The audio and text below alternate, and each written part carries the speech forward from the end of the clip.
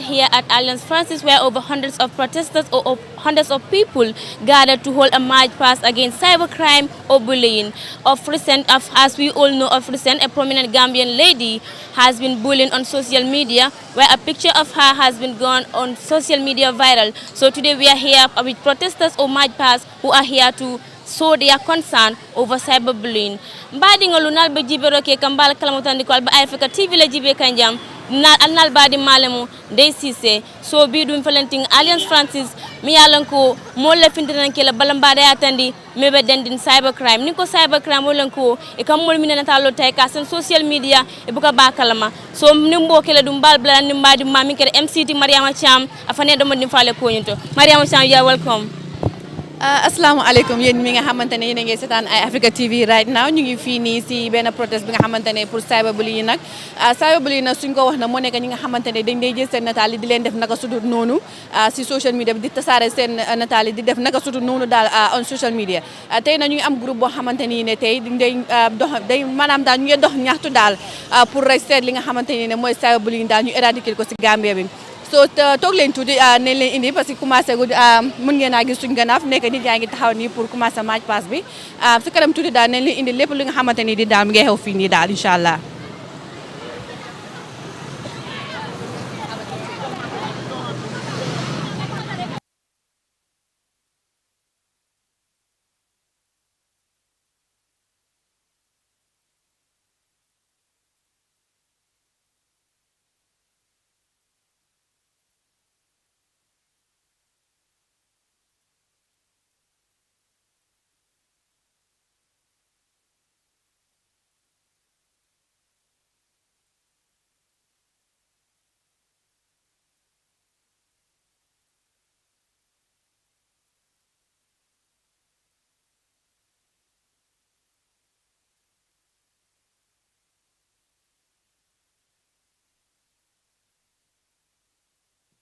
Here muy cyberbullying léegi is out of hand fu mu nekk nii because léegi dafa toll fu nga xam ne képp ko xam ne am nga ni problème rek yaa ngi yàkkam dem Facebook wala dem si groupe chat yi di saaga di haste di génne image yi nga xam ne sax loolu amut pour yaaxat nit ki rek parce que foog naa ne suñ culture ak suñ aada loolu dafa ñaaw pare Gambie mun xamoon démb ak Gambie tey dafa uti Gambie démb mooy mun nga amane ki problème ngi waxtaan ko seen biir du dem si media bi du dem fenn forom de mu jee pare nit ku nekk da nga war a xalaat ni tey xuloo am na mun ngaa xuloo nit ki tey ele mun ngaa juboo moom juboo daf day am always da nga war di bàyyi xel tam moo tax ñun tey suñu mbootaay moo xam ne moom leen sos man bokk naa si mbootaay bi den pare pour make sure ñu engage di parliamentarians yi ñu engage ministre of justice ministre of interior pour ñu pass a law yi nga xam ne ñu ko si nekk député yi pour ca ko xam ne yaa ngi dem si Facebook bi au groupe chat bi di yaax image people ñu yóbbu la ko jaar la ko si comme yeneen dëkk yi ni ñu ko defee foo nga ne tey si doxam ñaxtu bu nit ñi di am fii nii tey foo nga ne tey lii dina mën a tax pour ñu éradiquer cyberbullying fii si Gambie bi fii waaw ñun nekku ne dox ñaxtu bi mooy dañu dem pour resume pétition si from there duñ em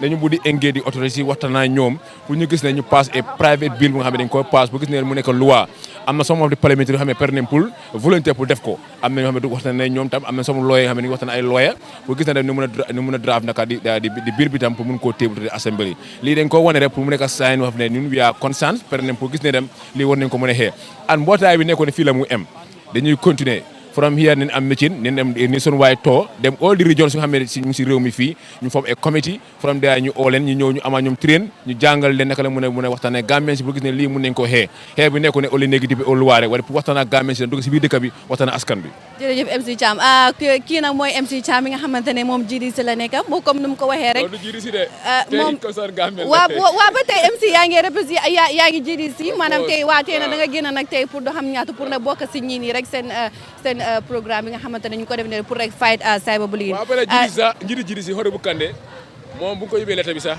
dafa ne moom dafa support lii 100% mu ne bii is moom 100% bokk na si tey bokk na si loolu la ñu wax ne moom support na lii movement bi daf ko support so kon a njiri parti yëpp Gambie fu ñu dem rek bu ñu demee si leader PPP bi tam Keba xore bu Keba Diallo loolu ñu wax tam mu ne dafa kontaan si lii am nga kon parti leaders yëpp kontaan nañ si lii ne lii dafa war a am dañ ko war a stop nit ku nekk am nga raay nga wax lu la ne wala nga am fu nga jaarale ko si yoon bon ewu suba tey rek bëgguloo Lamin Kandeh o bëgguloo ay Africa TV di wàllu nga xam ne amul te ko fa nga xam ne amul loolu koregut xam nga bañ nit ki taxu nga yaaxa ko mbokk na yéen a dégg loolu noonu si MC Cham fi mu nekk nii parce que lii war nañoo mën a xamante ne lii nekkul political fight lii national fight la parce que nuñ ko gisee rek MC Cham mu ngi fii nii yeneen political parties tamit ñu ngi fi so léegi ñu ngi ñëw fii si kanam fii rek pour waxaa nit ñi fii nii asalaamaaleykum. ñu ngi live asalaamaaleykum brother. na nga def tey ak naka suba si ak la moo tax tey yéen ngeen ñëw fii nii tey fii pour doxam ñaxtu si cyberbullying fii nii tey. lu tax ma ñëw fii because of problème dafa boole si dëkk bi because am na ñoo xam ne sax they are innocent waaye da leen dee set up dugal leen si Facebook ou internet yi no di jaxase seen image yi no spécially jigéen yi no so loolu moo tax ma ñëw fii. so tey naka nga gisee tey event bi tey doxam ñaxtu bi ni tey maanaam tey naka nga gisee protest bi ndax foog nga ne ndax tey protest bi ni tey dina mun a tax tey pour ñu Gambie mun a éradiquer wala pour ñu mun a wàññi cyberbullying fii si dëkk bi. loolu moo tax ma ñëw fii sax te ma gën a kontaan bu ma gisee crowd fii over hanga spécially jigéen yi ñoo gën a bari no so am naa confidence ne bii dafa stop this time dafa stop. jërëjëf. fi mu nekk nag dañoo jox suñu naataange Ndeye Cissé mu dugg si crowd bi as maanaam suñu mbokki mandinka yi nga xamante ne seetaankat yi nga xamante ne ñoom mandinka lañ dee li fi Ndeye Cissé mu gunge leen si mandinka bi. mbaɗiŋola labaraka hani ɓe ɓe mollel kono jam min yalon koye nata kele kolya koltandiri min ɓe den cyber crime la so ɓe min kele ɗum ɓe daraga ɗum mol kono ginin ka min ɓe ila kolya kola mbari muso weñadile ɓe jandoro fatmata so atolle bi ko ɗum alla binaje mon ɓe dendigala bi ɗum nata musol kola fight pour len cycle pour ya stop because of ka min keten amanyana kela because ne aja muso mum ke musol be are very important musol nyum ba malati binki everything dal nyanta nyin stop la dal thank you betela miro to dati amen nyum ko dum ne be den nyum ko la mun ka nyum ko sa betela miro nyum ko mi ale ka musol la mi sonko neket ke funtini media amanyana kela yes di manyana wo sifa kela dal ka mol edik le ka mola kungoki je ka musol funtini ne dik sorin neket amanyana wo kela dal so jikitala ñu ali astar ñu ñimina tay wala ka maj parce que tay ñimbe ñu ko bayila gambe abi ñu ko tala ka burka gambe joni la miralo to la ñimbe ñu bayila ana miralo to da ni nga ñi majo ko maybe selam anyway dal as a stop no gambe ko no janne everywhere in the world as a stop no le abaraka ba ke mbadi ngol nga tare hani bim felenti mbir lakil ndo den safata no modol fana manune ko mu kadija tal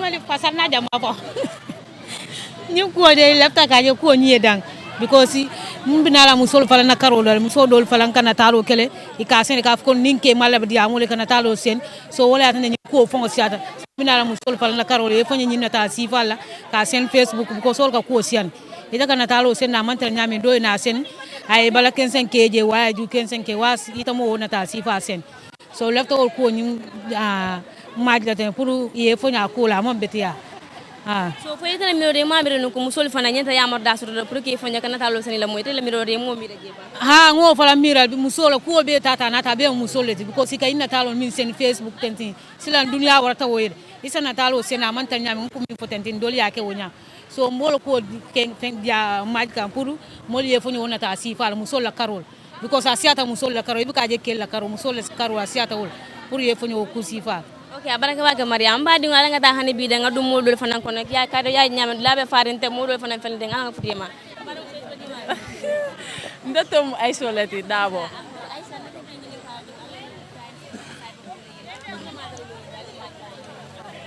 okay min dalilo ku jamala ba kono hade but finti tale nata nyin ka fon ko nyi momil be jambe finti tale pour kana nyin ko nyin ka stop because ko min ka kay internet to sai hani min yalon ko nyami keje yalon na ko min ka keje ka moyle so lafta wala stop la ka mota mo innocent no ta ya ko ta ya natal ya sen mo bala mo mi yalon comme ça amari mon fendum ya natal kala character tinya yalo mo betia so lafta len findita ngota nga stop mo li fonyo ya amman betia wululal da male be ndulanto ni te yake dola do fana bita ke le talale o mba ke dingola o mba ke le mo dola andu o bom da male dundi la nyola pour nga stop o mo betia kamo mo innocent no ta yala ala festa yete ya join mo bala mi yalon ko aye wura so an mo sifa stop wada male atina kuma natina wada male atina nata jang pour ka fight nga stop ko mi ka ke internet oto ha so imambire nun ko musol fanande yamarlo nyinin kala min yalla ko ke natalo seni kambano le on be ki ma imambire fanande nyinin kala ha nim pempe ya lon ko e ka ke yabula because amanke mane kendoti amanke mane nyimmati anda amanke muslima mano ko an mi manke muslimo fonta amanke da manoti ha mo milika ke ya stop ite be wura no le nyaadi la andi te ka sen miye wo ya la fengol dunne full ibe chaw min jala be wura la ba natalo kala aka sen facebook amansiya a mostly a siata musol lel kono musol lel kake antol musolun ta fon including me ta fon ngal dani mo morandin kake ya stop kele ifon hure ke natali ka sen mo la nga stop amanke mane ken amanke muslima yata andina do fon amanke la kuoti dal al nga bula ba musol be advice la barka bage okay mbadi ngol ningo ke mbal ni mbadi mabula min ke da mariama chamti kono ka do nginen ka min be den le surwa kan wala mc yéen viewers yi nga xamante ne ngeen seetaan Africa right now ñu ngi nii live fii nii si Alliance Française di ñëw pour fekkee protest bi nga xamante ne dañ ko def pour cyberbullying maanaam daal maanaam nit ñi nga xamante ne dañ dee jël seen nataal di ko def social media di ko def naka sudul noonu tey nag ñu ngi amee tey koo xamante ne moom nag bokk na si organiser si mu ngi nii soo sista nakam naka nga tudda Mary Kay Badji. Mary Kay tey la mu waral tey yéen ngeen organise façon protest bii nii tey maa ngi nuyu mbooloo Gambien si yëpp maa ngi nuyu ñëpp di leen santa man la Mary Kay Badji di secretary general for this noble initiative lu waral tey jotaay bi ak mbootaay bi mooy ne dañoo yëkkati suñu baat ñu wax waa réew mi waa dëkk bi ne dafa doy photo yi ñoo génnee si nit ñi si social media bi dafa doy audio yi ñoo saagante di ko saakule si social media bi dafa doy vidéo yi ñoo créé di saagante di wone awra kilifa jàmbur yi dafa doy loolu moo tax ñu ñëw fii tey pour wax ne ñun ànduñ si lépp loo xam ne dafa àndut ak suñu diine àndut ak suñu aada àndut ak suñu cosaan ana sutura bu fi maam yi bàyyi woon ana bànneex ak déggoo ak bennoo bu maam yi bàyyi fii yaaxa nañ ko yëpp dugal nañ ko si àll bi toppa social media bi ku joteeg sa morom rek dugal si social media bi yaaxal ko defal ko adunaalu si biiram te loolu warut suñu diggante ñu nii ne loolu moo tax ñu ñëw fii tey pour waa réew mi déggal ñu suñu defarkat yi luwaay itam déggal ñu xam ne ñun ànduñ si te dañ bëgg a ñu teral ay sorta yoo xam ne képp koo xam ne da ngay génnee awra nit si biti képp koo xam ne da ngay saaga nit si social media bi wala nga génnee vidéo boo xam ne da nga ko photoshop def ko si social media pour yaaxal nit nañ teral luwaa boo xam ne yow dinañ la teg loxo am ay charges yi nga fees jërëjëf ay charges yi nga fees fu nekk nii nag luñ jot a gis nii jigéen ñi bari nañ fi torop naka nga gisee ñoom seen taxawaay si protest bii nii daal lii daal lan la miin daal si jigéen ñi daal foog naa lu miin mooy ne kon ko ñu ne xew borom lay wuyoo foog naa ne jigéen ñi ñun ñoo si gën a sonn góor yi mun naam soo leen ko defee 1 week 2 months rek xam nga they go over it ñoom mun nañ koo faate easily ñu waaye jigéen ñun lañ dee gën a criticize ñun lañ dee gën a stigmatize si society bi ñun ñoo si gën a sonn ñun ñoo gën a affected loolu moo tax toonaaw ci jigéen yi ëpp bu góor yi because dañ feel ne ñoom ñoo gën a vulnerable si society bi comme for exemple góor ak jigéen suñ jotee góor bi su wonee nataalam jigéen bi wonee bosam we tend to believe góor bi daan jigéen bi because suñ culture bi noonu la mel. maanaam daal sa biir kaddu stigma bi moo fa bari daal. ak discrimination jigéen yi la gën a bari waaw loolu moo tax jigéen ñi ñu génn si say in their numbers pour wane ne nuñ leen a stigmatize si dëkk bi nuñ leen a def dafa doy because mostly soo gisee jigéen yi luñ dee génnee seen nataal yi it's not compared to góor yi luñ dee génnee seen bos vidéo yi ak saagante ak audio yi affects mostly jigéen yi even su dee sa jëkkër lañ ko def sax jabar bi moo ko dee gën a fil jëkkër bi kuñ ko def because suy dem marché dañ koo joxoñ suy génn si biti dañ koo doxoñ dañ ko ku nekk dañu wax ne xay kii jëkkëram lañ li woon di kii vidéo jëkkëram bi lañ doon liyaat yi xam nga wax bi daf dee bëri waaye su dee góor la comme ñoom faale wuñ doo dee feel the pain doo they are affected but duñ ko dee joytu nit yi gis ko waaye jigéen ñi ñoom seen bos moo gën a feeñ daal loolu moo tax ñu génn si te pour wax ne it's enough waaw jërëjëf kooku nag organisers yi fii nag we are here standing right here with Madi Jabate. I think he is a very renowned activist here in the country. So Madi, good morning, and why are you here today? Well, I'm here to join the march against cyberbullying. Okay, so how do you see the march today? What do you think will come out of this protest today? Well, what will come out is it will raise public awareness. Probably this is the first time we are seeing a march like this, and so it will help to, prick the minds of Gambians, as to what is cyberbullying. Maybe some people may have never heard of cyberbullying, and so they will begin to question what is cyberbullying, and that interest to ask themselves about that question, to find information about it, and probably they may be given examples of cyberbullying actually happening, may generate more interest and commitment, in the ordinary citizens to stand against this act of violence. Yeah. Thank you, ma'am. Thank you.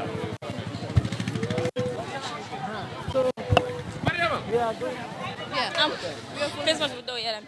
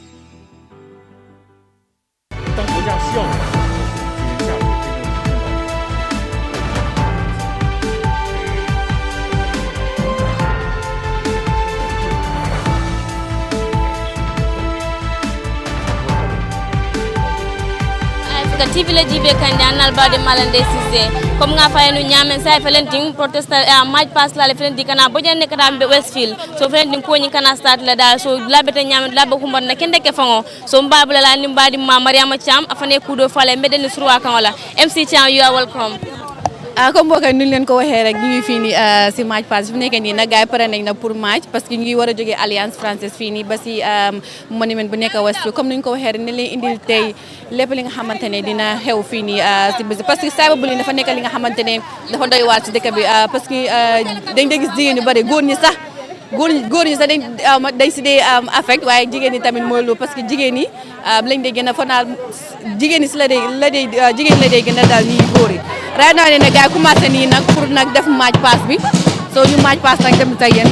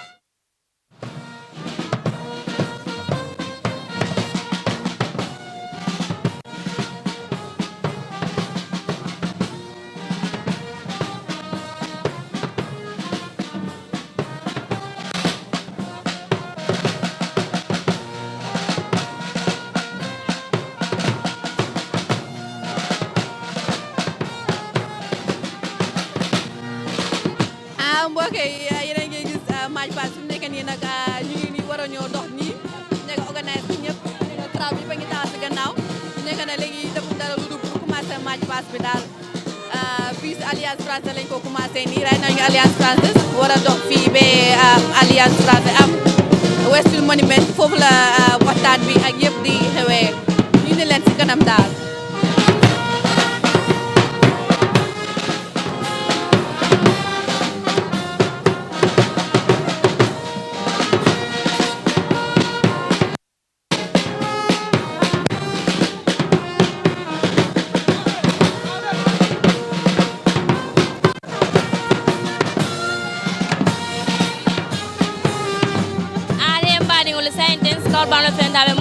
mol fene denga bo jankada Westfield scout bawnolu so labe da nyaade la mol start kana pour kam move da scout bon fene da move kan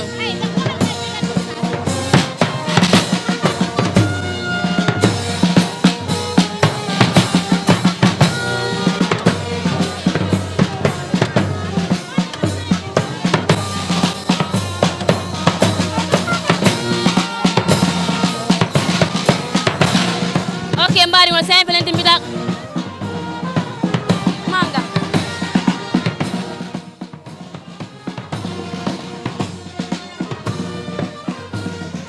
Okay, mbari wala sen felenti mudu dala mbida ko Westfield la ten tawo bida ke kan nakay. Benti besulo kan tan kada Westfield kalka je nyame na scout banol bele be jang. Fana join dañu mol kanne ñu match pass dal kan to fight against cybercrime and bullying in the Gambia. So sen felenti mbida ko Westfield le scout banol fana be mol kanjenne. So lawe ta nyaade la da sama futala Westfield felenti mbida kan dawe humbar na kenne ke fonga annal badi ma ndey sise mbala hakil bandi la annal ba ay feka TV la jibe kan ten intembola la baraka bake. Good morning. If you're just tuning in, this is iAfrica TV live here on the protest of cyberbullying. As you all know, cyberbullying right now is very rampant here in the Gambia. That is why this group of young people, I can say, both men and women, young and old, are here today to protest against cyberbullying in the Gambia. Right now, we have started the march past here at Alliance Francis, and then we are heading to Westfield. As you all may know, cyberbullying was very rampant. Is very rampant these days. Just recently, one of Gambia's prominent lady in the media was, an alleged photos of her were published on social media, saying that it's her. It's not the first time. Many people will come out and say it's not them.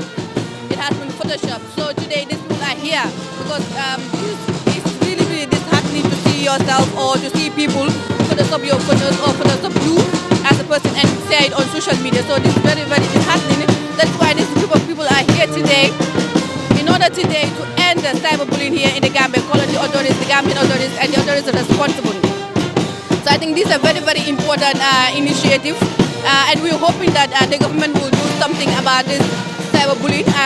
As you may have heard earlier from the participants and also from the organizers, they said that they want a law that will ban cyberbullying. Anybody who took somebody's photo and posted on social media, naked pictures on social media, you will be charged or a law will be put on you. So I think this is a very, very important move. But as you see right now, we are walking slowly towards the venue where our speeches and all the activities will take place at the youth monument. So as you can see right now, we are marching slowly. We are marching slowly and slowly, but surely we'll get there, inshallah. So mbari wala mimi kala dumbe naka foko na ngamul fana nyinin kaje anga dum ka foko na sa ngamul nyinin ka mbijang aida le boja bifa bines daram kam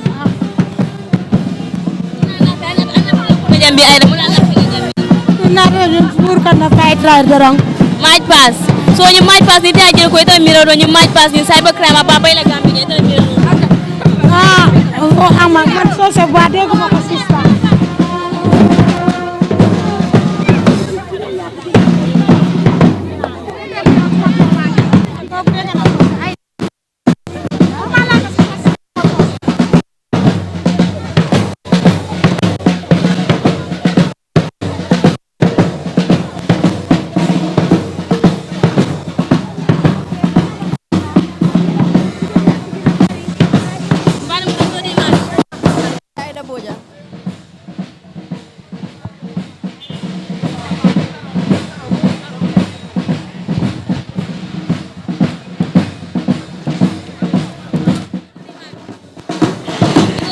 Fansal.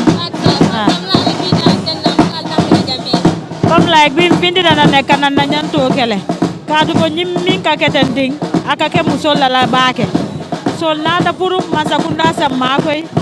Ya ke luati ni ya ke momo la dono luaye kuja ole kan. Bani ma ke wonya ma ya tuje te da seke no momo. Ha seke no momo. Bani mentol musol fana ya marla.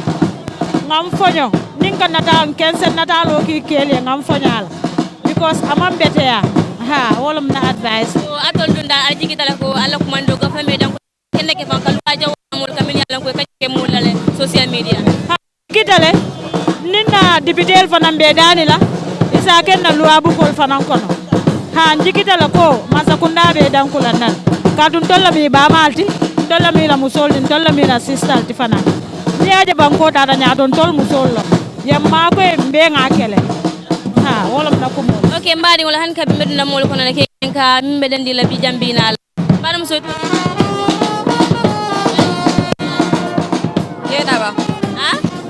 Yenaba sawane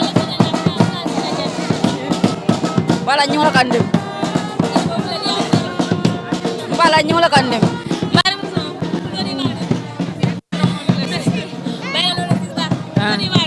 Mary Sane me ala bi jana dum na sama na jambi ko stewode alla ko ya ko mbeden da muna la fe jambi ka match pass ke bi muna la fe la so dali lolo nabi sen daka malude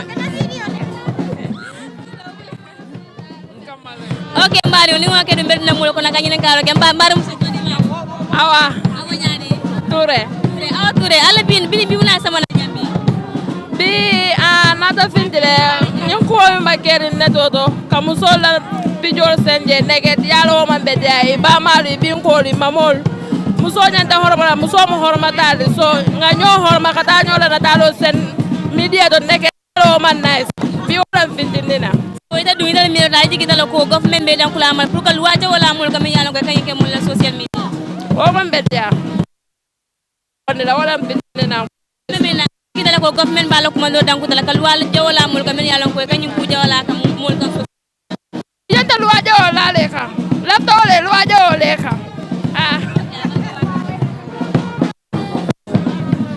okay time dal nal badi ma MC fana na fane diamala surwa kamato mbeden din cyber crime la indi Gambia here so MC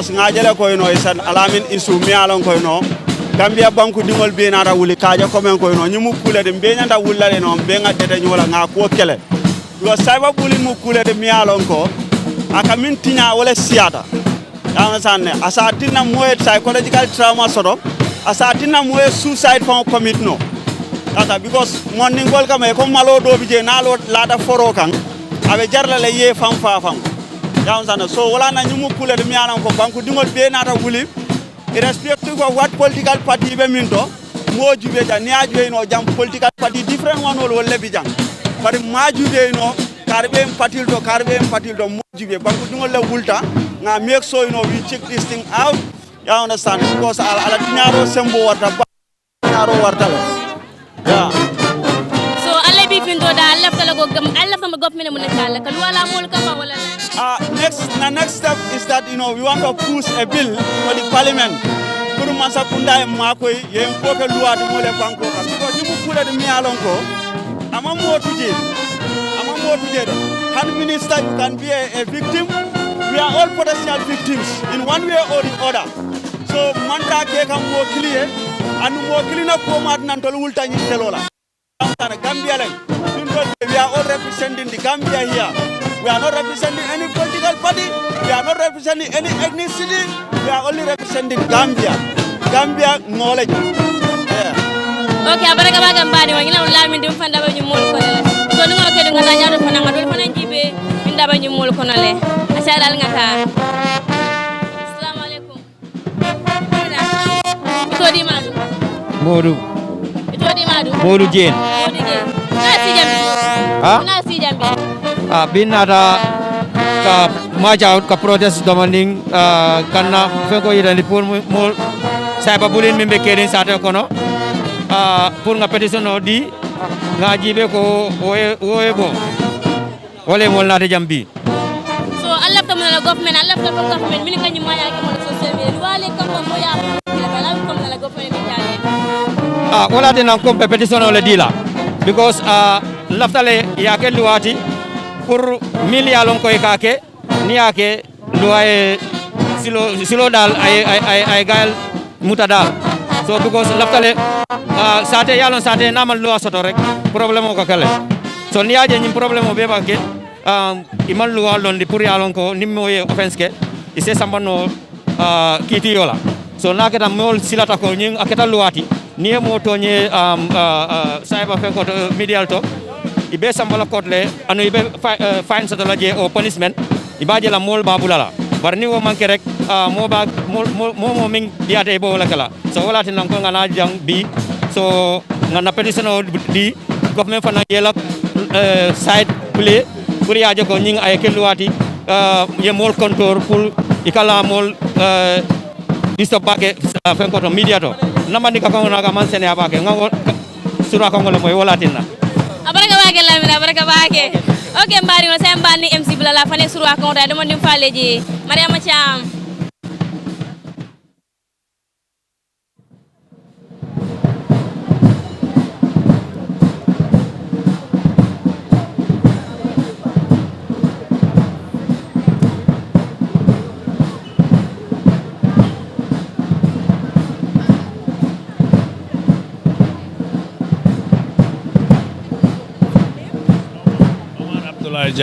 Omar Abdullahi, why are you here today, Mr. Jan?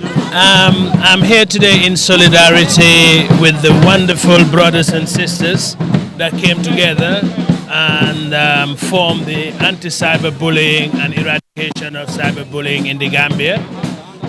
My wife, Jojo Gejany, is the president of the group, so I'm deputizing for her. But the issue and what is most important about this is the Might Pass here is meant to raise awareness, let people come to understand what is cyberbullying, what are the effects of cyberbullying, and how cyberbullying can impact on individuals. And most importantly, people need to understand that everybody can be a victim. Everybody. It's not only those that are victims already. It was like Kumba yesterday, either today, it could be Omar tomorrow. So that is what it is. And after raising awareness, we will definitely be lobbying our parliamentarians because we want our parliamentarians to legislate against cyberbullying because cyberbullying does destroy lives. Thank you. So we have seen today, there are so many women who come out here. There are so many women here. Yes. So why do you think it's important? What are the signs? What are the signs telling us? No, we are a country brought up on cultures of dignity. And if you look at most of the women are teenagers because Gambian women, we respect our dignity. And, sorry. So Gambian women respect their dignity. And most women are they're fearful. They're very concerned. It's the age of the internet. They're the mobile phone. They're everything. You talk to many girls, what are you most afraid of? Is someone sending my naked photos on the internet. But cyberbullying is not only sending actual photos, but what is dangerous and the trend in Gambia now is people are photo shooting and sending it. And that is the most dangerous because cyberbullying is all lies. It's all about fake news, rumors, fake photos, meant to intimidate, meant to humiliate, and meant to defame people. Thank you. What is your name again? What's your name? Omar Abdullah Jai. Okay, viewers, that was Omar Abdullah, the husband of the founder of this organization to end cyberbullying here in the Gambia. So he has also said cyberbullying is not only sending nude pictures to someone and then that particular person will post the videos or the photos. Cyberbullying also happens when someone took your photos and photoshopped it and make it naked as if you are the one. So that is what he was trying to explain. He's also saying that they will not stop here. They will also follow government also to put laws that will end or laws that will be against cyberbullying here. So much ado, I'll give my partner here to also go into the local Mandinka. For those of you who are watching, Okay, mbadi ngala baraka bage han kabi mbed like lonta dan falenti sambo futala Westfield bala center de school bala ma fongola han kabi mbeñu molal ko nyamno yalon ko natala kala bala mbada atandi meden cyber crime la wolen ko kam wolen natalo takasen social media bala ken sawlu jukan sawlu ko ba ku kalama inga da kula daga mejam yalon ko aja hala wata gambe no bake ko sama me fanne yabata kala molal mina gambe janko he so prominent in the Gambia here yala tala sun social media abala ken sanga ju ken sanga buku kalama so wala tan ni mol dum fa yana finna kala ko ya ko datandi so be min kala dum medu ne kono le kada modul fa nginin ka mune si jambi acha al ngata ngeji be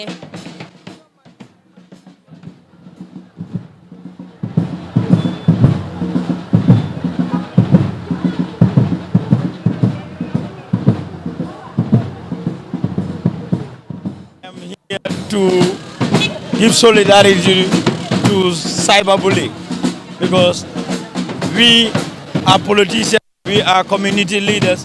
I think we should be the ones to advocate for this.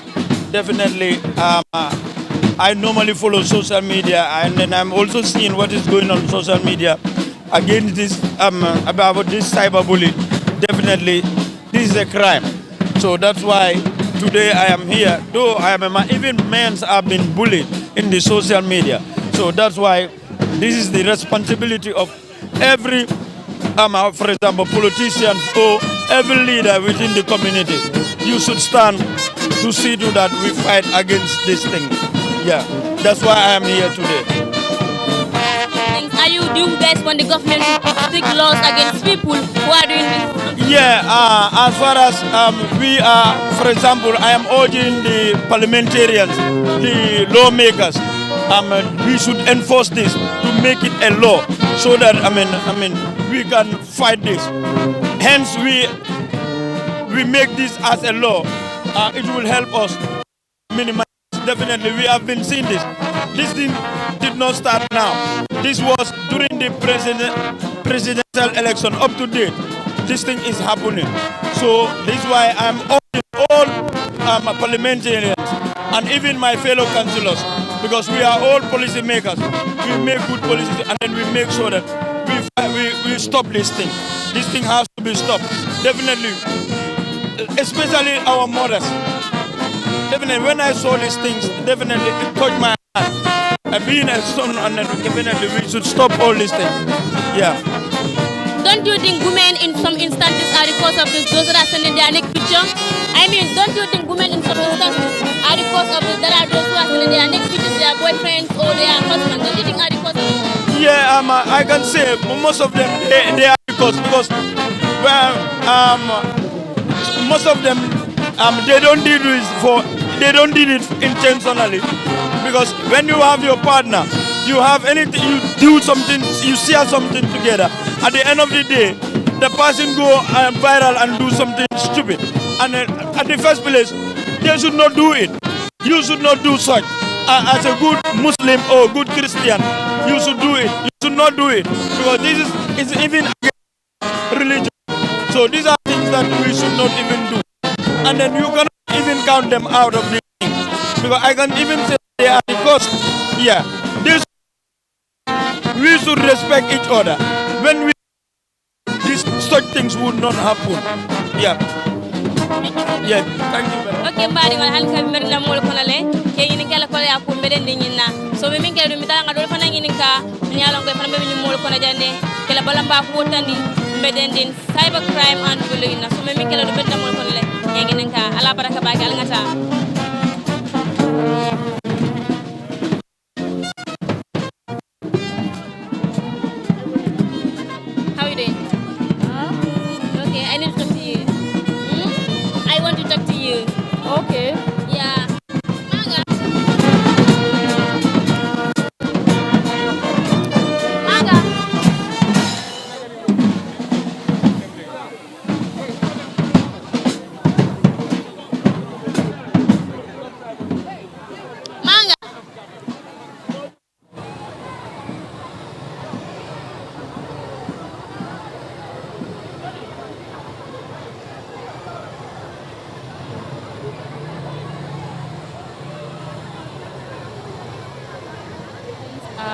cybercrime and bullying. Okay. Yeah, people know how things are going.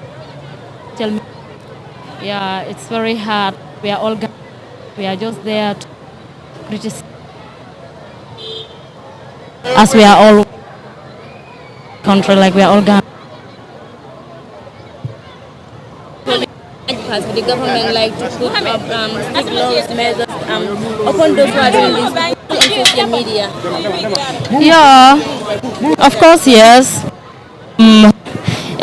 This is not about like we didn't base it in tribal line. We just we are all Gambians and the president about it and appreciate.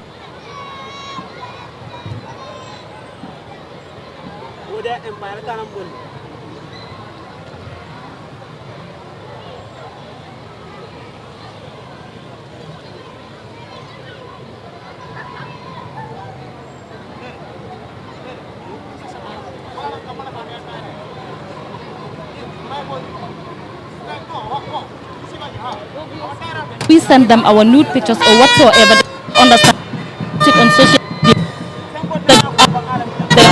Our pictures and whatsoever. But sometimes it's for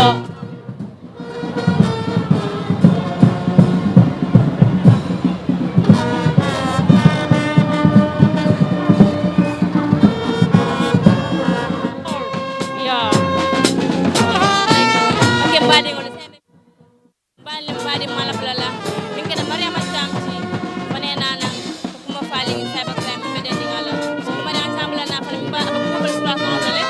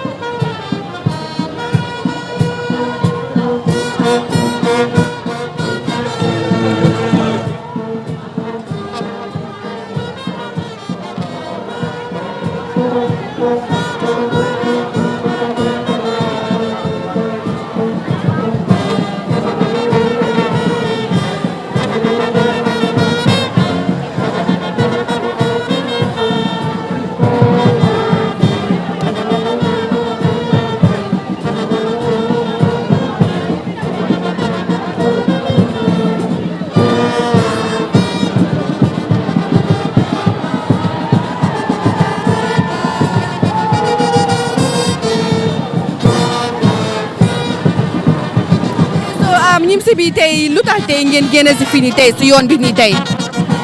man for Gambia sake cyberbullying man am naa ñaari mbaxana fi I was a victim of cyberbullying number 1 number 2 Gambia moo ma ñor te gis naa ne lu ñoo def nit ñi dafa war a stop based on that ñu join lii cyberbullying is very bad nga jël nit ki awraam teg ko pour damage ko silence ko Gambia xamuñ woon lii Gambia ñoo bokk ndey ak baay waaye léegi politique bi tribalism xaaja nañu xaaja boo xam ne mooy di main cause of this cyberbullying nga gis nit kaa ngi dem rek nga ne xaaral ma damage ko bu mu waxati bu mu xëjati société bi dama koo ŋaaña dëkkal ko fu mu dëkkut yaaxa ko destroy ko foo ko teg te dafa ñaaw lu si gën a doy waaru léegi luñ dee def dañoo photoshoot yow ak man suñu understandé ne photoshoot la ñu nekk fële duñu understand ne photoshoot la ñoo wane Gambia di ñëwul say ciiñantal yaaxu ne yaxeet léegi moom seen awra yi ñoo dee dañ ko dee yónnee góor fekk ne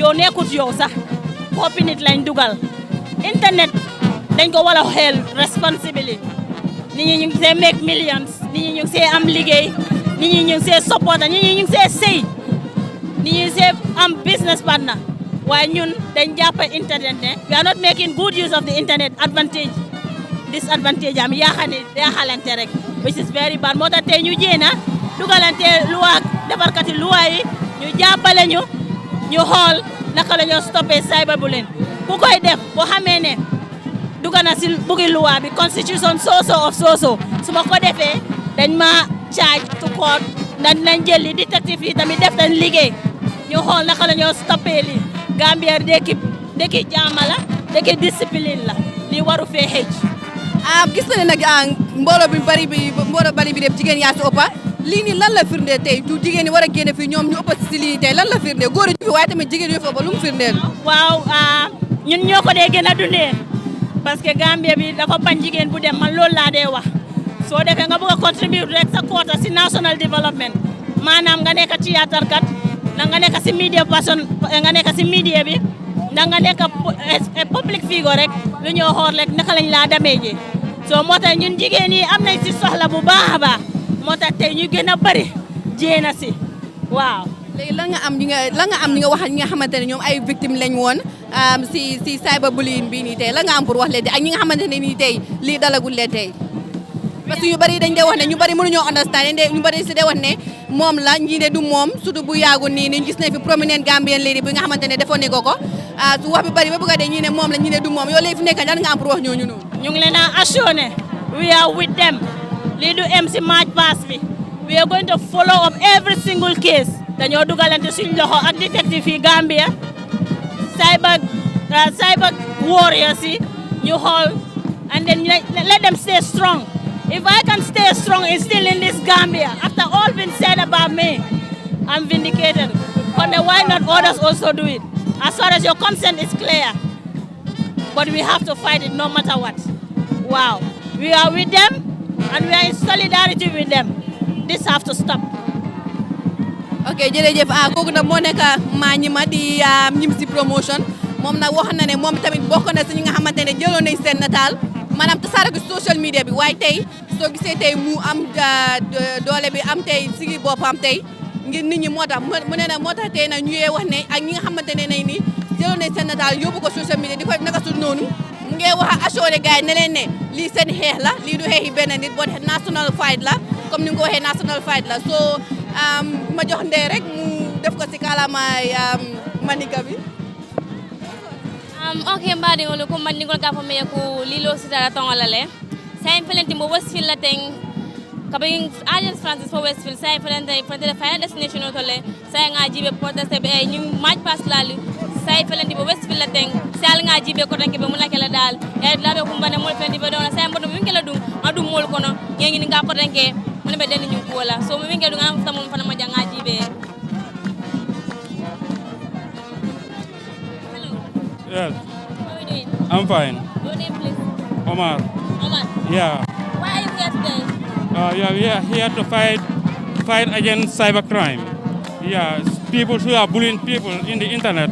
This is what we want to stop now. Yeah, it's high time for us to stop it. Yeah, that's why I'm here today, to make people aware about it. So what do you think is the cause of this? What do you think is the cause of this? Yeah, because of this, I think it's we the people. Because for me, I understand one thing there. Politics also involved, where people are against each other to tarnish each other's character. So I think that's why people are using people's naked picture on the internet to tarnish people's character. Yeah. So what are some of the things you would like the government to put in place in order to stop this? Yeah, we want the government to put this thing in a law so that people can stop it, and they put charges, or even if you put somebody's naked picture in the internet, yeah, they put you in jail. Yeah, maybe that will make people to scare about it. Yeah, to stop it. Yeah.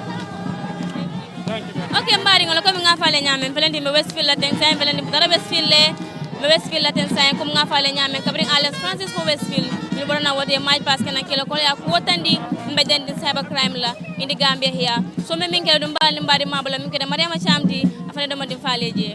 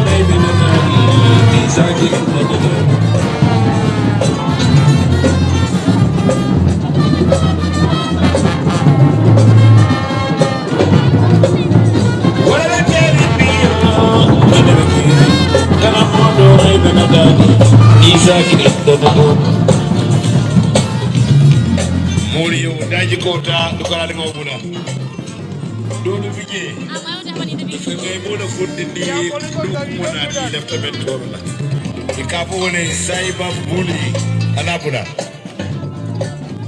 e mo bele wonta ni na sai ka kele na hakito hada kamu bala beta kanyilu ade bambandi amusula kela kanyi jiko kuru boda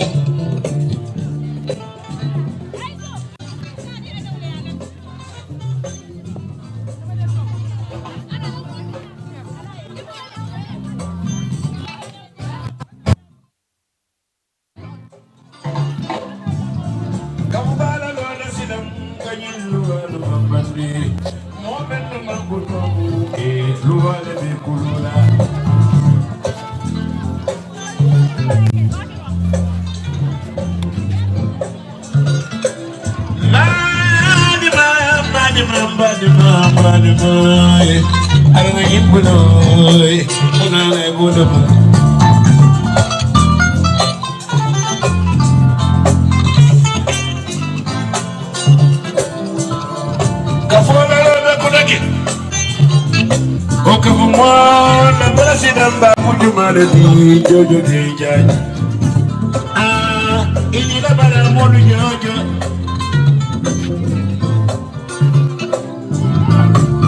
ina ka molu farma da tunkara o hayna faransi kordiya woni fatu dabo fadabo danso o hayna jamani ya boy sise o be america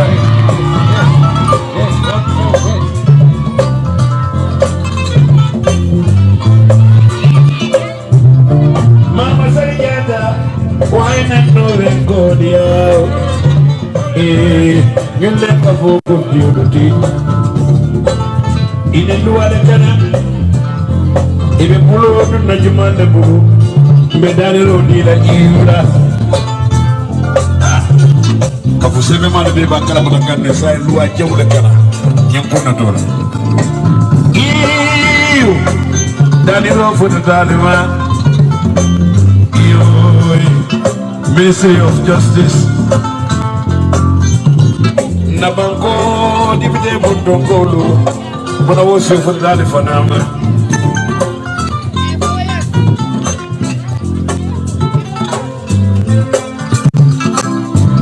Human Rights Group was for the Dadima Media Fraternity Munambari Bema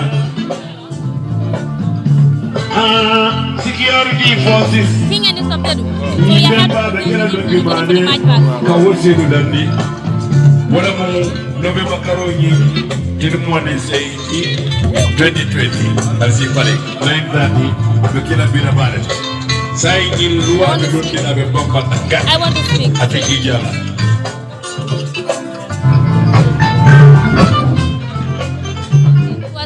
Finally, we are here at Westfield, the ending point of the March Pass, where those part of the March Pass are here to present the aim and objective of the March Pass. So therefore, let's listen to them and hear what they have to say regarding the issue. Thank you all. Listen, don't stop watching this Africa TV. Continue watching in order to have more detail of the March Pass. Thank you so very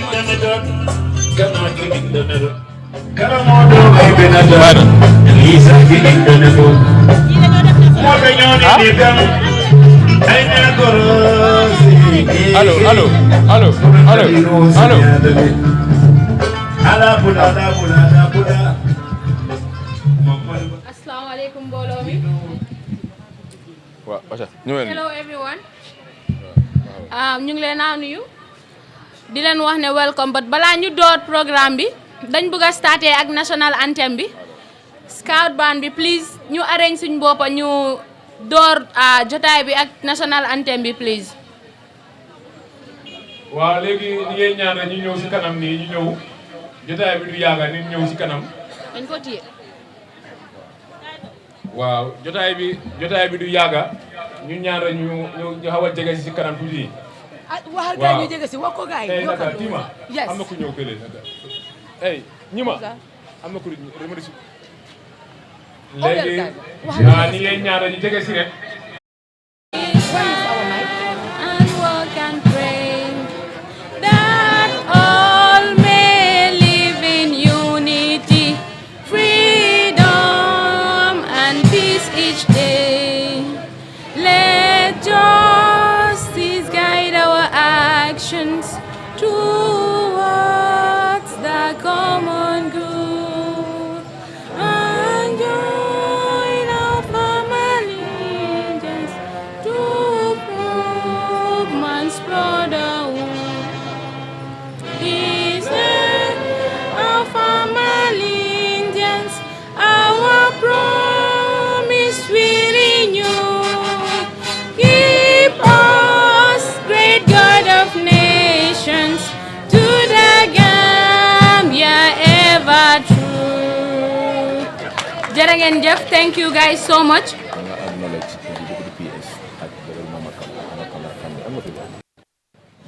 maa ngi acknowledge waay deputy PS bi from Ministry of Interior.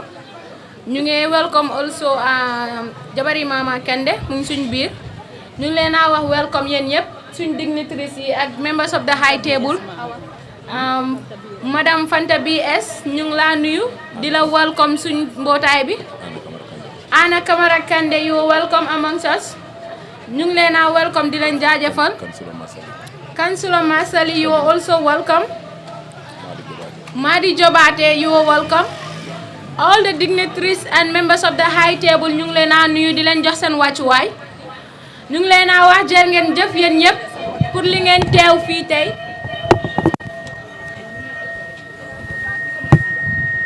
Thank you everyone for answering to our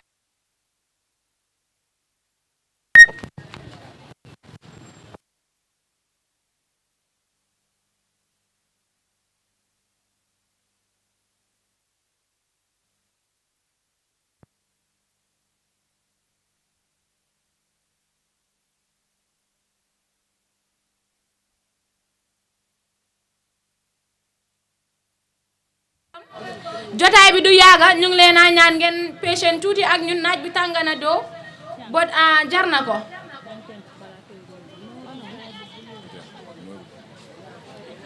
foog naa ñun yëpp benn motif moo ñu dajale fii tey muy wax ne no to cyberbullying mun naa dégg seen baat ci kaw no to cyberbullying no to cyberbullying enough is enough. No to cyberbullying.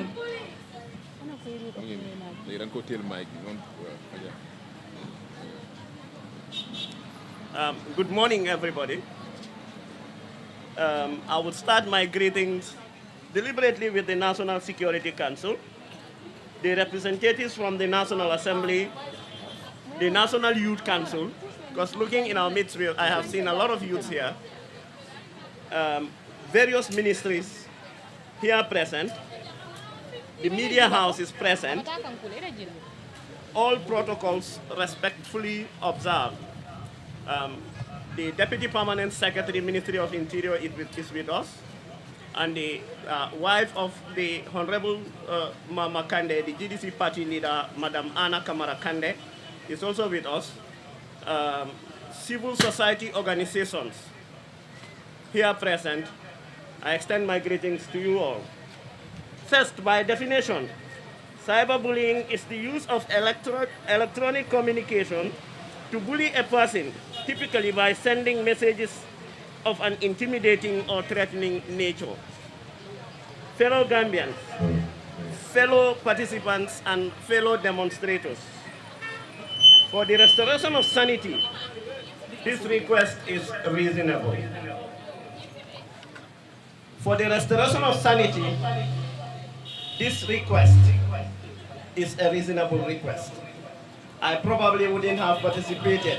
However, my laziness was interrupted by hate caused by cyberbullying and slander directed at the organizers.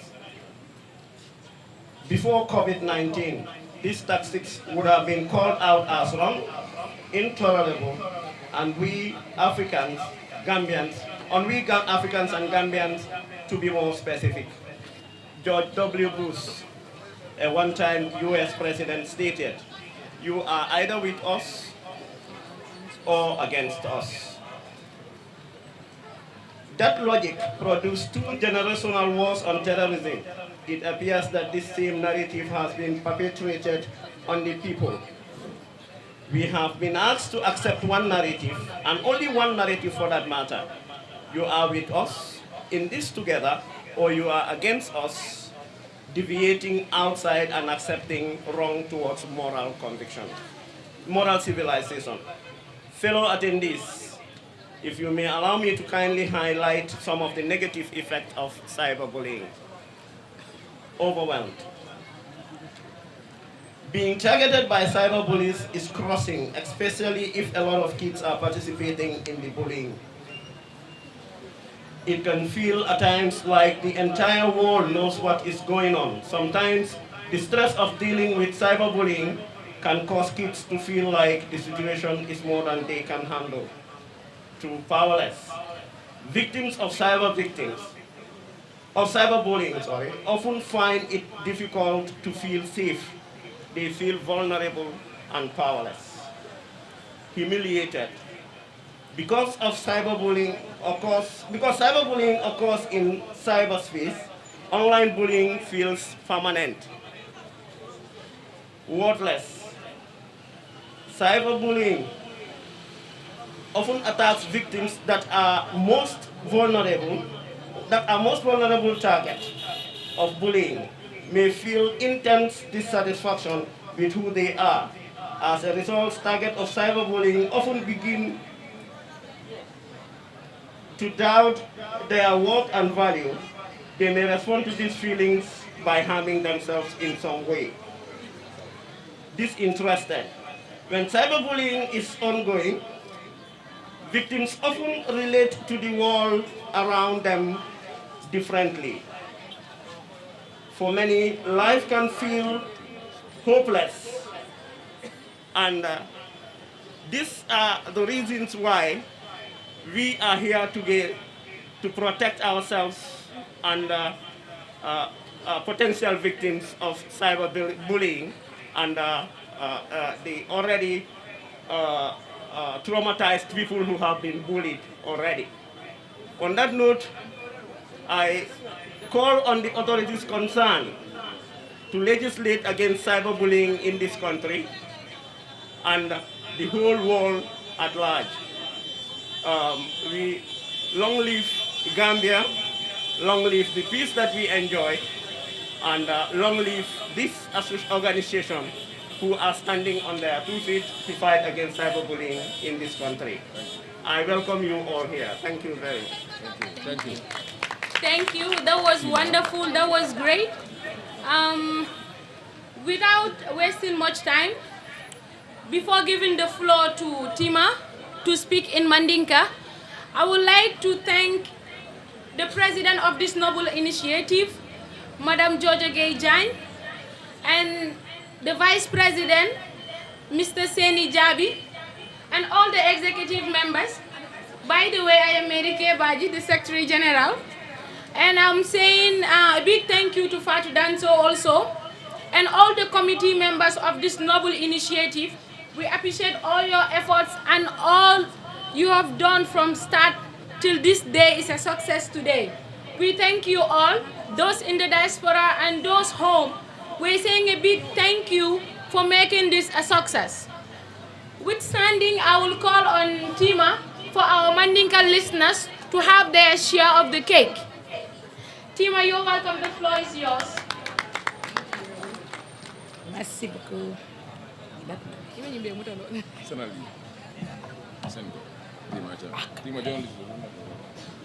Yes. 1 2 3 Assalamu alaikum Gambiankolu. Assalamu alaikum my sisters and brothers. Assalamu alaikum Gambiankolu men be Gambia ni Gambia e bantala. Dunia ton ko nanu be ngalu be konton. Janimbita kafu nyaton ko le katarala. Wo nyaton ko le fonsi konton kenda ke janimbita diamola. Men be ka na president Jojo Gay nga konton kende ke amantara jang bala ayala no mo nyoma kinan jang mbafle ko thanks for comment. Thank you so very much. Amme konton diro futandela Fatmata Danso wolma Fatmata Tunkara wolu yaboy wolu ngamenu tofo mamenu tofo ngadu be konton kende ke mbafula ya ala baraka alla do ku nyimala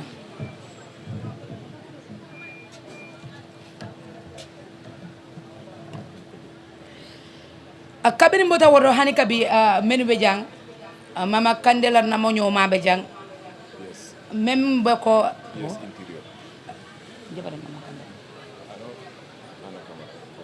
ana kamara kande nuy na la bu baax ci sa ñew bi ak sa teewaay bi. We are really grateful. Thanks for coming. And then PS Interior fanambe jang nga fanan konton kendeke ntebe to fono la bal ngali be konton atam membe be sirin koma. Thanks for coming. Anim mota woto iko liro futata tongotole meta men kurukulla meta men fola bile keta lungoti ala ya sindi bile la membo ko fight against cyberbullying crime. Niaju baby momoro ndimbe lorin jang mbebe lorin Gambia to yalla mbebe lorin Gambia le kama nko each and every Gambian have the right to walk freely in this Gambia. Nga jikile ko njikita ko kabo bila nimpareta bawo nga kumase malabi Gambian ko liaje ko fondinkel funtita nanne ikon notu cyberbully momoro ndimbela nyanto sotolale ibela freedom sotolale ite findila ko teke ke mira ko mbemmalulale ite fundila ko teke ke mira ko mole bennenna ite fundila ko teke ko ke mira ko nangay bobe funtila bantala on the internet again ni ala sontala.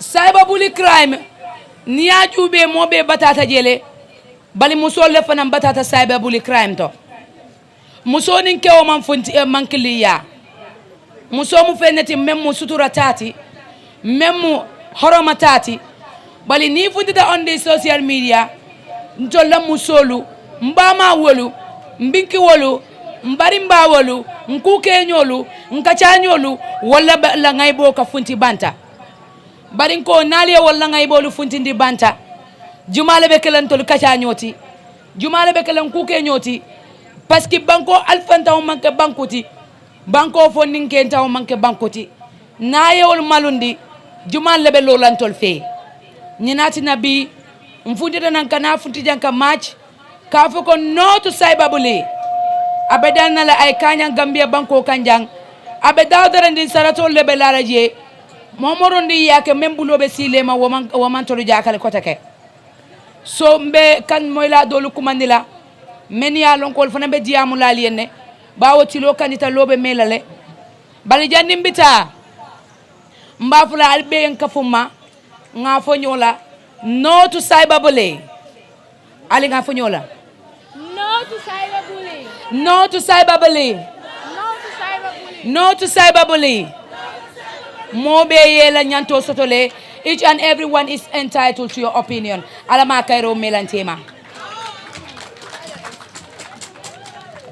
Abaraka bake tima ila kuma hawani nyata mbafole ya baraka ay mum fo kuma yata bakele nim fota suturola mfota bella ninga nyola ngay bo fintindi ngam fangale tinya nini mo jote da manjare ta social media kala na talo kije ka audio ni video ke ka tinya woman ke success du lu ñuy ndemoo ana sutura bu fi maam yi bàyyi woon ana bennoo bu ñu xamee Gambia ana bugeel bu ñu xamee Gambia ana lan moo tax ñu tuddee ñu the smiling coast of Africa lii moo tax ñu tuddee ñu the smiling coast of Africa suñu bennoo bi suñu nekka benn bi suñu bugante bi te suñ gisee ne dafa am lu war a tax loolu mu réer suñ biir dañ ko fi xeex ñu génnee ko fi ndax dafa bokkul ci suñu société bi dafa bokkul ci suñu religion dafa bokkul suñu aada yi ak cosaan yi moo tax ñu teew fii tey di wax no to cyberbullying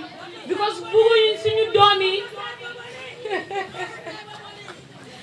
no to cyberbullying bugguñ suñu doom yi nekk ay victims of cyberbullying buggal nañ Gambia boo xam ne ñëpp dinañ si doon benn ñëpp dinañ si xëj ku nekk am nga si sa kaddu ku nekk am nga si sa place suñu waree xeexante si social media bi Gambia du mun a jëm kanam ñu ngi bàyyi floor bi kansulo mu ñëw wax si kàllaama olof comme ni ko tiima defee si soose bi suñu mbokk yi di déglu si olof tam ñu mun a xam lan moo waral mbootaay bi ak lan moo tax ñu teew fii tey kansulo ñu ngi laa wax yow welcome Mr. Mansali, the floor is yours. Assalamu alaikum.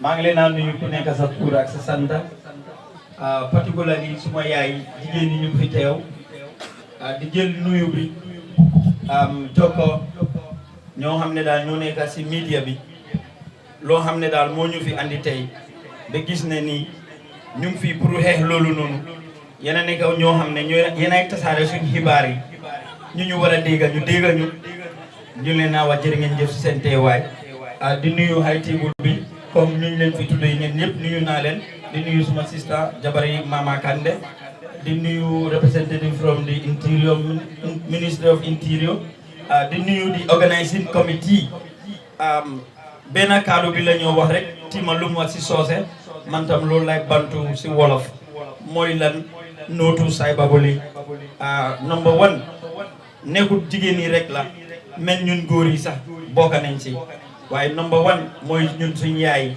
ñun yéen da ngeen jëra respect te suñ aada yi suñ diine bi nangu ko we are all good Muslims and good Christians te ñun yëpp suñ téere yi nanguñ lii so ñun dañ war a bokka ñun ñu xeex lii ñun suñ diine yi sax julit jigéen bu gaañoo suñ koo suural sax dañ ko dee sutura moj moo roba nga jël awraam di ko génne si biti te ñun ñëpp a war a bokka xeex lii nii te lii maa ngi ooj suñ National Assembly representative si ñoom nañ jël lii ñu jàppale ñu def ko mu nekk luwa ñu gis ne lii ñu mun ko xeex mu génn fii nii lii dafa métti yaagul rek bu ma gisee yooyu si social media daf ma naxari trop man nekk naa koo xam ne bu dee audio sax am na saaga am na tribalism am na yu fi ñaawti fii nii du ma ko dee siyaa dama ko dee delete instant te ñun yëpp ñu fi teew nii loolu lañ war a jëfoo buñ ko defee da ngaa gis ne seen lii du am doole du dem fenn waaye suñ ko senee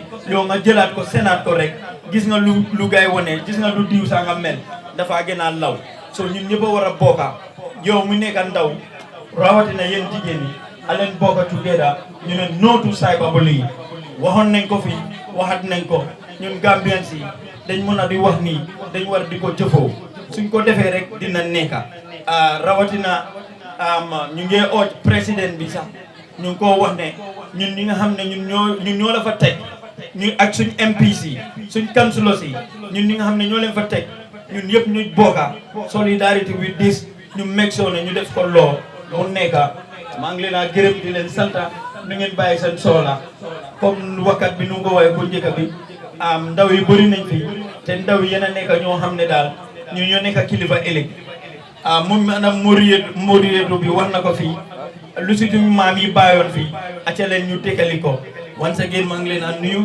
di leen wax jërë ngeen jëf ci ma baraka baak jërëjëf Councilor Babacar léegi ñu ne am na Bojang Boye Empire ñu ngi leen ñu gërëm di leen santa ak seen caméraman yi yëpp ñu ne ñu gërëm di leen santa di gërëm Gambien si ñu nekk si diaspora bi ñu nekk si forum si yëpp ñu ne ñu gërëm di leen sant bu baax a baax liggéey bi rafet na léegi fu mu nekk nii ñi ngay ñëw aussi xam naa ne penul ko woon wala ni ñu jégalu rek muy permanent secretary bi deputy permanent secretary mu sànni tuuti kaddu bala ñu ngi suñu pétition bi si kanamam madame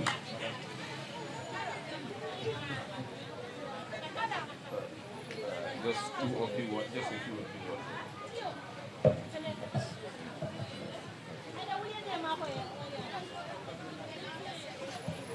16 morning afternoon. Good afternoon to you all. Actually, I was not expecting to make any statement here. I was just invited by my ministry to come and raise the occasion with you. But the topic is clear to all of us. We're talking about cyberbullying. I think this is an issue that is affecting everybody right now. Being young or old, boys or girls, it's affecting all of us. What goes into the social media affects our lives and is there forever. So as young ones growing up, this is an advice going to all of you to know what you post on the media and to be very, very sensitive of what you are going to put on the media. What is put on the media stays there for life. And if it is not changed, it can tarnish your image for prosperity. On that note, on behalf of the government of the Gambia, I'm here to represent my honorable minister because we know interior, we have a stake in this. We are responsible for the security of the country and also to protect people's life and their properties. That is why I'm here today to represent my ministry to fight against cyberbullying. It's a good move, and I think those that are behind it think very well so that this will be a thing of the past. On that note, I would want to thank very much the organizers, those behind this program, and I would say a very big thank you to all of you on behalf of the Ministry of Interior and the government of the Gambia. Thank you very much. Thank you, madam. Those were very powerful words. We are grateful that we have you guys in our midst, and this is encouraging. If the right people that's supposed to protect us are with us, it means we have won the battle. It means cyberbullying will be a thing of the past. We are calling on all the other departments in the government, all the responsible citizens and concerned Gambians to join hands together to fight this fight. This concerns all of us. If you are not a victim directly, you might be affected indirectly. If you are not bullied today, you are a potential victim. Tomorrow it might be your turn. This is the right time to put a stop to it so that there will be no next person. There will be no more audios of insulting people. There will be no more videos of photoshopping people's images. We thank you, madam, for those powerful words. Notwithstanding, I will call on Fatima Mulushi to come and read our petitions. The sun is hot though, but we are appealing to everyone to give us a little more time. We are wrapping up. Mulushi, the floor is yours.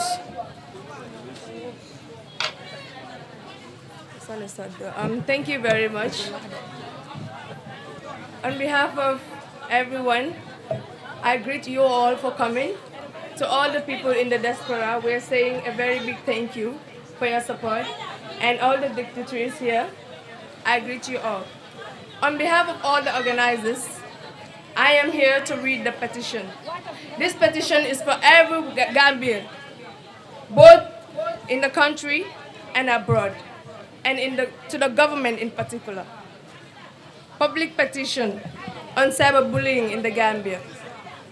Aware of the right to privacy, dignity and personal liberty as guaranteed by the 1997 Constitution and other laws of the Gambia.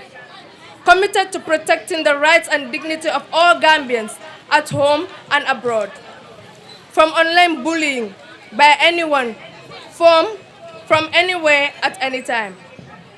Concerned about the growing incidences of cyberbullying on social media by individuals who usually hide behind fake profiles to harass, attack, and malign the name, honor, and dignity of innocent people, especially women. Disturbed by the impact of cyberbullying on victims and their families, friends, and loved ones. and its injurious effects on social media, our social norms and values, and the unity and peace of the society. Aware of the absence of specific legislation, policy, guidelines, or national measures to curb online bullying, recognizing the value and importance of the internet and social media in the development of individuals, communities, business, and country as a whole. Committed to ensure that the internet remains open and accessible at all times to all persons, and further committed to the protection of the fundamental rights of freedom of expression and of the media. Determined to combat cyberbullying by raising public awareness and urging necessary measures from the state and to curb its prevalence. Cognizant of the role of the state as the primary duty barrier to protect the fundamental freedom, human rights and freedoms of all persons, and ensure an environment free from fear, intimidation, and violence. We, the concerned citizens of the Gambia, following a march past against cyberbullying on Saturday, 28 November 2020, within the Kanifing municipality, hereby present this petition to these relevant stakeholders listed below. Their urgent and necessary attention in curbing the incidents of cyberbullying in the country. Speaker of the National Assembly, Minister of Justice, Minister of Interior, Minister of Information and Communication Technology, Minister of Basic and Secondary Education, Minister of Higher Education, Research and Technology, Inspector General of Police, Director General, Public Utilities and Regulatory Authority, CEOs, private sector, internet service providers, citizens of the Republic of the Gambia, media houses. Our concern, while we recognize that indeed the internet is an indispensable tool for the promotion of individual, community, and national development in all their facets, we deploy the use of the internet and social media as weapons to harm the rights, dignity, and security of individuals. We have noticed over the recent period that certain individuals, for various ulterior reasons, use the internet through social media and these platforms to launch attacks on other people behind fake profiles. These crimes are usually in the form of sharing harmful images of the victims as well as the use of degrading words and descriptions.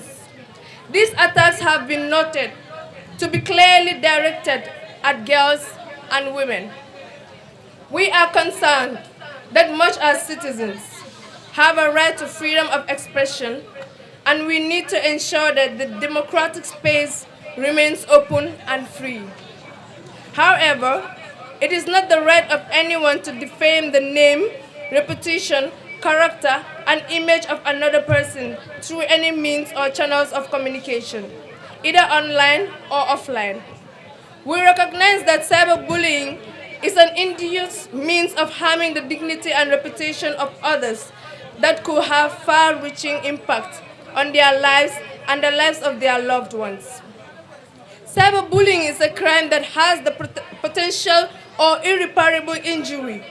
The social fabric of our society hence determines national cohesion and cohabitation. Hence, cyberbullying is an act of violence that must be tackled. Our demand. In light of the above, we wish to therefore ask the mentioned stakeholders to the following measures to curb online bullying. Criminalize cyberbullying and effectively enforce the provision. Enhance the knowledge and skill of law enforcement officers and provide their agencies with the request tools to detect, investigate, and prosecute cyberbullying. Law enforcement agencies as well as internet service providers to include public sensitization about cyberbullying in their activities. Advertisements and services so as to help citizens to avoid engaging in cyberbullying or obtain support when they become victims. Internet service providers should build the capacity to block images that tantamount to cyberbullying. Schools to educate children about cyberbullying so that they can refrain from the act, and at the same time, to build the necessary support mechanism to help child victims of cyberbullying.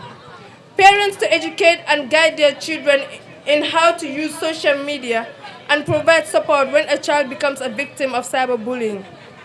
Civil society organizations and the media to promote awareness about cyberbullying to enable the public to avoid the malpractice or obtain support where they become victims. Workplaces, families, and friends should create the necessary awareness, tools, and measures so as to provide the necessary support to victims. Our vision: we, the concerned citizens against cyberbullying, wish to see a Gambia where individuals recognize the full potential of the internet and social media and utilize tools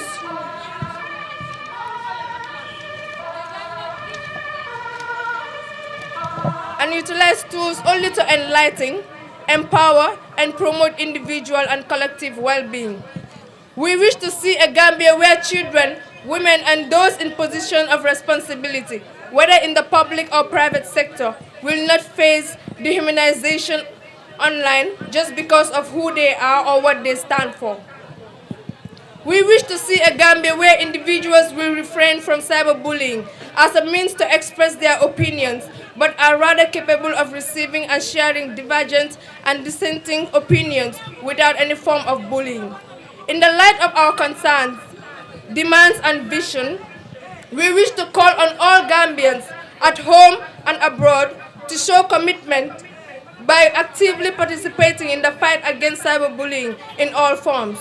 We wish to call on the Gambia government, the National Assembly, and private sector operators, as well as parents, to put in place all measures and provide the necessary support and cooperation in ensuring that the Gambia is free from online bullying. By this petition, I dedicate ourselves further to the fight against cyberbullying in the Gambia. Cyberbullying must stop. Thank you all for your kind attention. Thank you so much, Fatima. That was wonderful. Thank you for that great petition.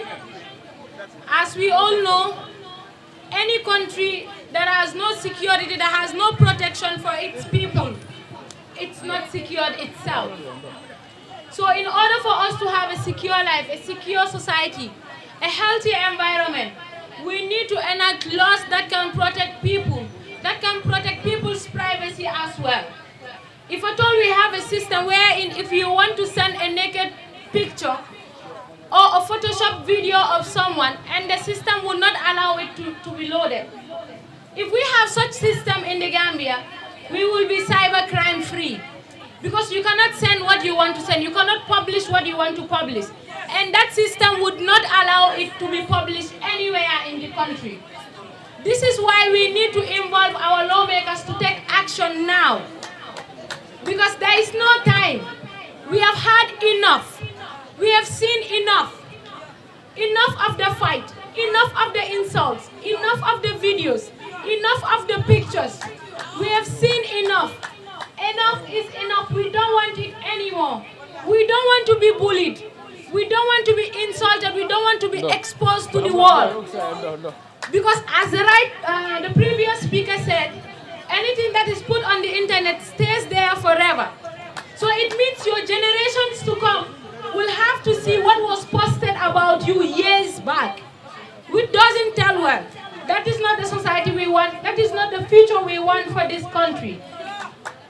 Dañ buga sutura yu fi may baye won nañ ko sama mu deka fi mu sax fi mu des fi nañ bay di sagante nañ bay di yone wonte ay audio di waxante yow sa yaay fi la amé sa bay ni la jaar ak mom dafa doy andu tak suñu aada andu tak suñu diine andu tak suñu ciosan.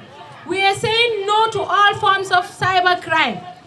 I would like to give the floor to my fellow MC.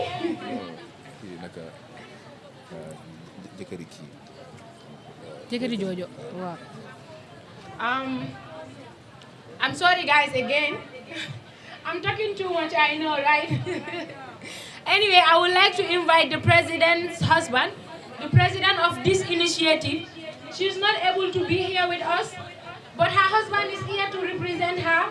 And we would like to give him the floor to throw some words in what we are doing. Mr. Jan, you're welcome. The floor is yours.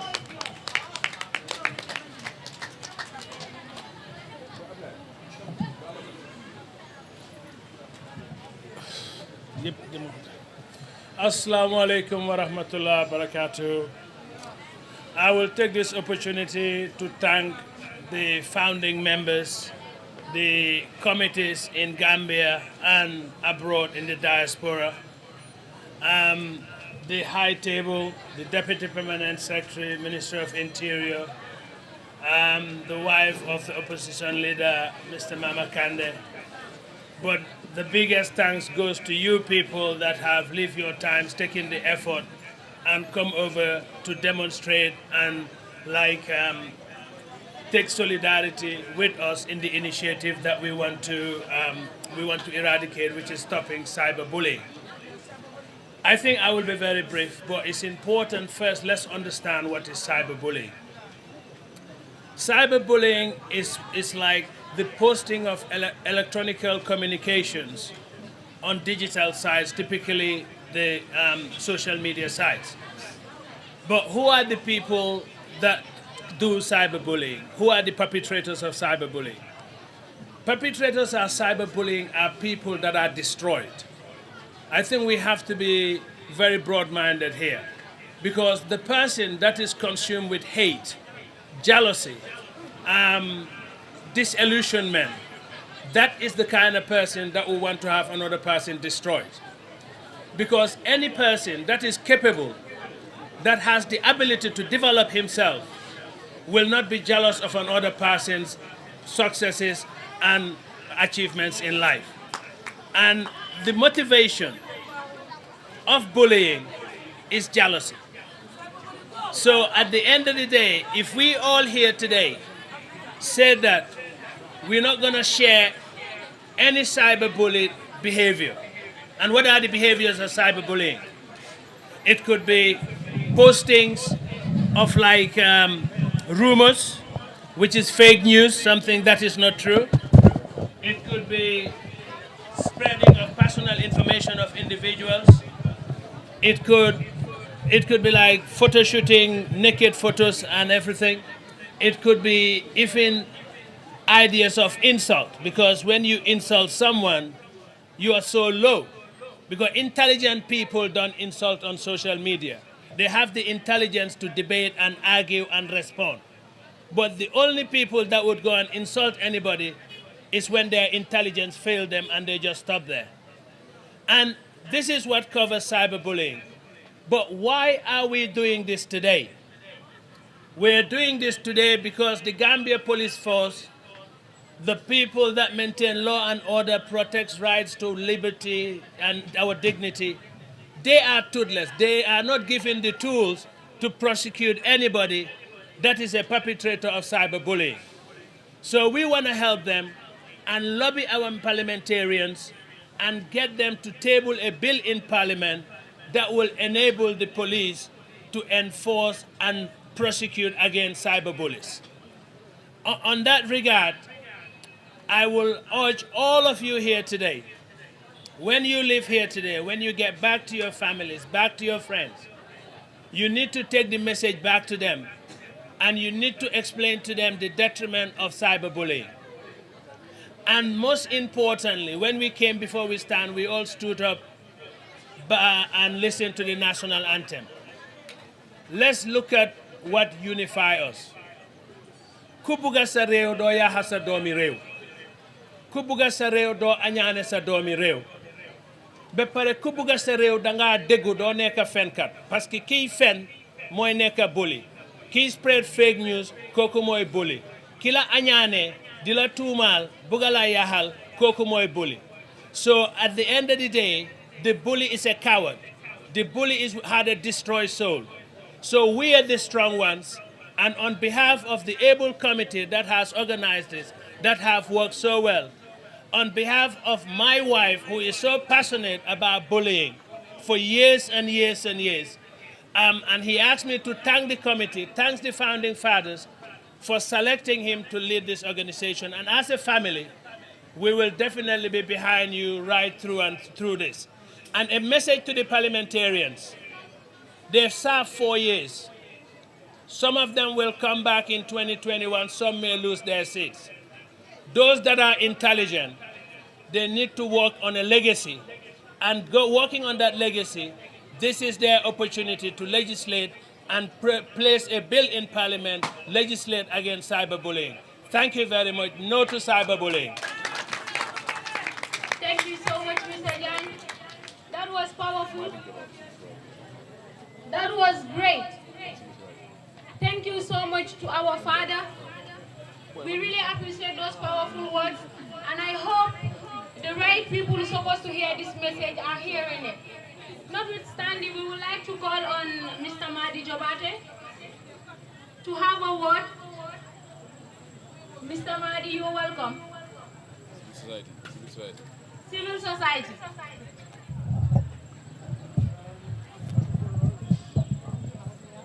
Okay, all right. Thank you to everyone for being part of this. Just to say, bullying is violence. Mr. Jan just spoke very well about bullying, what it means. But beyond jealousy and everything else, bullying is also, especially cyberbullying, a means to silence you as a citizen, not to speak your mind, particularly if you wish to hold the government accountable, or political parties, or some other entity. So just as bullying, nobody appreciates bullying offline, bullies are not people we appreciate, so also citizens should not go online to bully fellow citizens. The impact of bullying, especially cyberbullying, is very deep, is very far. It damages the human rights, the human dignity of a person. No one should be caricatured in any way online. And what makes it even more serious is the fact that anyone can create a fake profile and you can Photoshop anything. And this is pictures that young people would see. And some of those young people, it is their parents. And it's very, therefore, serious if we allow cyberbullying to take place. I hope you all listen to the petition very well, because very important issues have been raised there. And so we would call on the government, particularly, to create the necessary laws and policies and empower the necessary institutions to make sure we combat cyberbullying. It is good we have the Ministry of Interior official here to see and hear what we are saying. In the Gambia, we do not have any law criminalizing cyberbullying. But while we call for this law, it is also important that we recognize that we are not asking government in combating cyberbullying to infringe on our rights of freedom of expression. Citizens should have a right to freely express themselves. The internet should be free and open. So whilst we want to combat cyberbullying, we are not asking government to close or limit the internet. It should be free and open and accessible to all of us. But more importantly, also, as we call on the government, is for you and me, as citizens, to carry this message out of this place to our homes, to our friends, to our workplaces, in our communities, to raise the issue, to raise the awareness in our people to stand against cyberbullying. Let us support victims of cyberbullying. It is very important that we support victims of cyberbullying. Where cyberbullying takes place, for example, people's pictures are taken and shared, don't share it further, all right? Because if you do, you're just encouraging, contributing to cyberbullying.